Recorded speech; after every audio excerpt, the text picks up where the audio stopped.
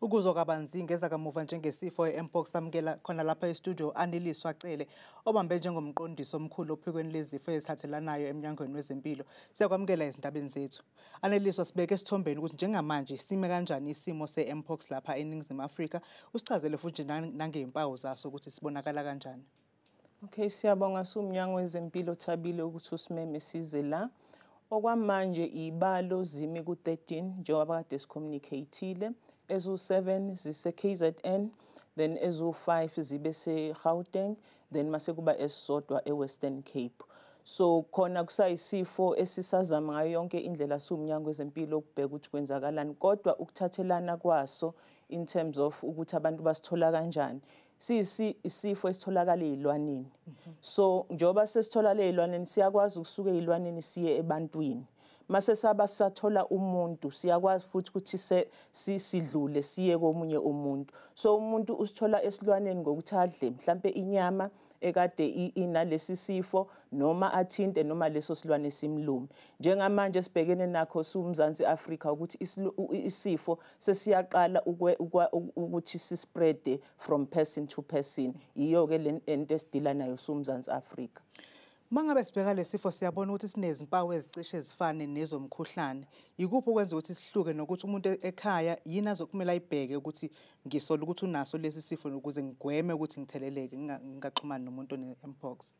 Yes, impawu zakhona zifana impela njengomuntu othola umkhuhlane. Uthola ukuthi uyagodola, uphathwa ikhanda, abanye babe ne-backache, but awukwazi ukuthola kahle ekuqaleni ngoba uyitshela ukuthi umkhuhlane. Kodwa kuye ngokuthi ube ne-rash emzimbeni. Leyo rash ihambe ibe nama-blisters. Lama-blisters mawuwabukisisa ngazi ukuthi kunento emnyama phakathi, ama-blisters anamanzi, kodwa kube ngathi kunehlo into emnyama, indlela osibona ngayo. Kodwa ke mase sinjalo yila siyinkinga kakhulu ngoba phela sesiyaqala siyathelelana umndeni la kade uhleli khona into kade uzidla nokungawashwa kwezandla yonke leyo nto mase siyaqala spread from one person to the other.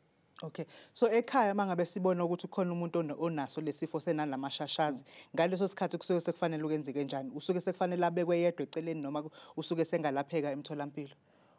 Ukubalekile ukuthi isolate abeyedwa eceleni mase kuzothi laba abasemndenini abama contacts kubalekile ukuthi baye nabo emtholampilo, kodwa lowo senasi sifo kubalekile ukuthi aye emtholampilo ngoba emtholampilo udokotela uyakwazi ukubona ukuthi sesispread kangakanani mase kwazi ukumtholela i-treatment yokuthi ikwazi umsizo kwaleso sikhathi ukusithithibalisa nje ukuthi singandi kakhulu. Okay, sesitholile ukuthi iNingizimu Afrika isitholile imishanguzo. Le mshanguzo efikile eyokwelapha noma yokusilawula futhi ibhekiswe kobani? Ibhekiswe wonke umuntu nje oseke waqala amashashazi noma kubheka abantu asebekwelinye izinga?